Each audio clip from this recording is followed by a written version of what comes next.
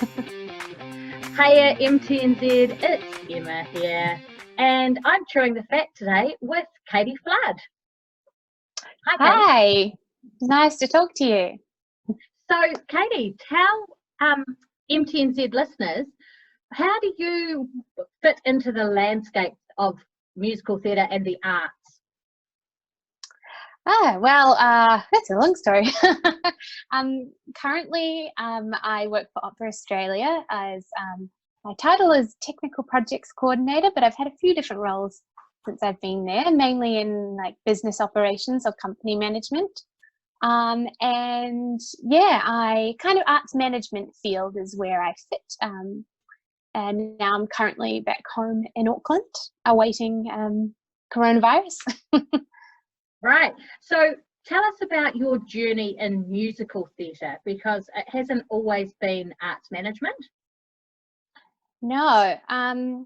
So I guess like most of us grew up performing at school. I started with Howard Children's and Youth Theatre here in Auckland, and then did school productions, was quite into classical singing, did a lot of choirs and exams and things like that, and then got into community theatre, a little bit of a late bloomer into community theatre.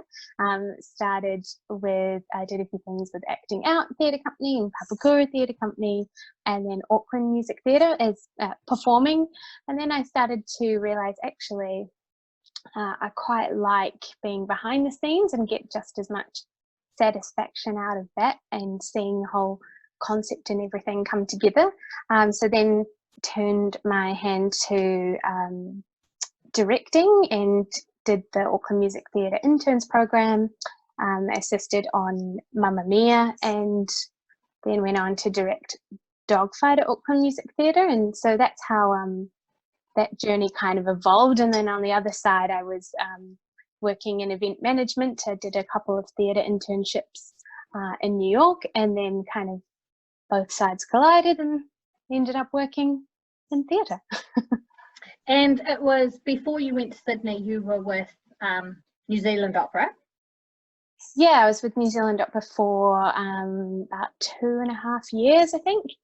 Yeah, and then made the move over to Sydney about almost a year and a half ago, which is kind of scary. Yeah, it goes so fast. Yeah, definitely.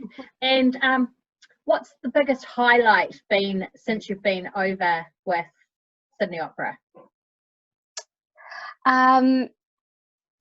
Actually, two things. So the number one thing is the first project I moved over to work on was the Hand at Opera on Sydney Harbour.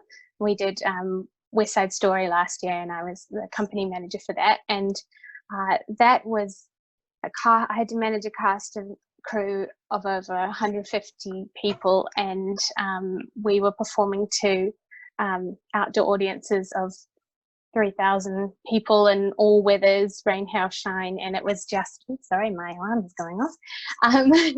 It was just really magical experience, amazing crew, great vibe, fantastic show, and it just, yeah, it was really memorable.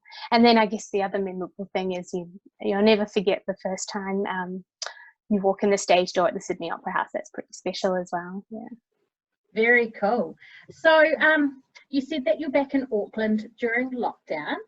So how's that been? What's it like being back in Auckland? I mean, you're with your mother, so yeah. Yep. So I'm back in Auckland. I am stood down from Opera Australia. Actually, I just found out I'm now stood down till the end of July. So it's going to be quite a long period of downtime. Thankfully, they have been amazing, and I still am paid a small amount, and I still have little bits of work to do. But yeah, it's quite the longest period of downtime that both Andrew and I have ever had. So enjoying spending time with the family. And with Andrew, because we've been doing long distance for the last year, so good quality time. Trying to keep up with the news, like the arts news and what's going on with theatres around the world, and thinking about like what it's going to look like when we come out of this trying to keep active, trying to upskill. I might do, now that I'm looking at a more prolonged break, I might do some courses and things. So yeah, trying to keep busy. So people that maybe don't know you, Yeah.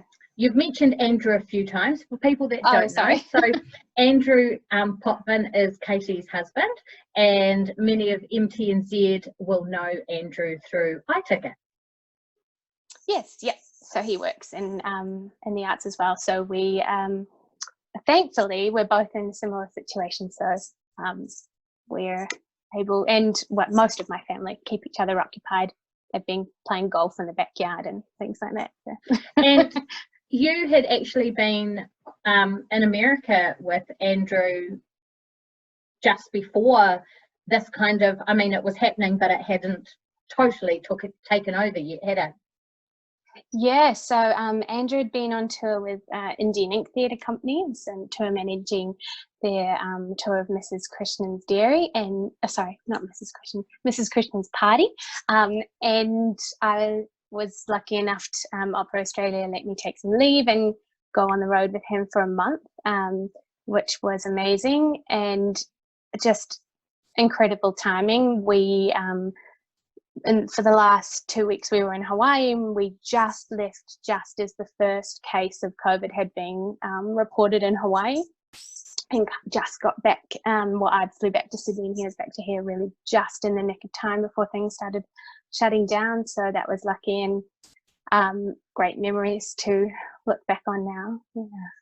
Definitely. So if you think about your journey through performance, who are your when I accept this Tony, who are the people that you're going to mention when you're accepting that Tony? Well, of course my family, but I guess I've been lucky enough to have a few mentors along the way, both official and unofficial. I did the Big Idea Creative or the Arts Mentorship Program, I think it was 2018 must have been, and got partnered with Vanessa Zigliani, who at the time was the general manager of NZ Trio, and I also still am really close contact with my old boss, who is a former general director of New Zealand Opera, Stuart Maunder, and it's great they've been really both inspirational leaders but also great friends and really great people to chew the fat with, great mentors. And I guess all of the teachers along the way, both have some great arts leaders and teachers in New Zealand too. Cool. Well, thanks, Katie, for coming on. It's nice to talk to someone and open chewing the fat to beyond just performance, so someone in the arts field. If you could, before we go, if you could give your 16-year-old self a piece of advice, what would it be? I think it would be, you don't have to do what everyone else is doing.